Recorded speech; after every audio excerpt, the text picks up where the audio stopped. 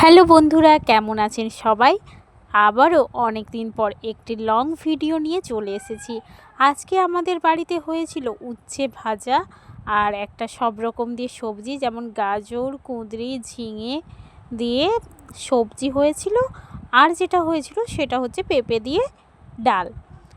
তো যেহেতু আমার বাবার একটু সুগার আছে, সে কারণে আমরা একটু কম তেলে সবজিগুলো বেশি খাওয়ার চেষ্টা করি।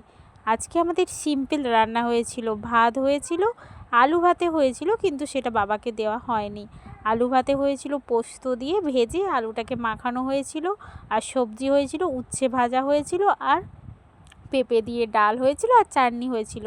তো এরকম সিম্পল সিম্পল সাদা মাটা খাবার তোমরা কে কে পছন্দ করো, আর কার বাড়িতেই প্রতিদিন এই সিম্পল খাবার পছন্দ করো?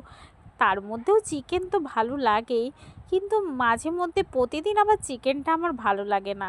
তো আমার সিম্পল রান্না খুব ভালো লাগে, ওই যেমন ধরুন ডাল, আলু ভাতে, তো আমার খুব ফেভারিট।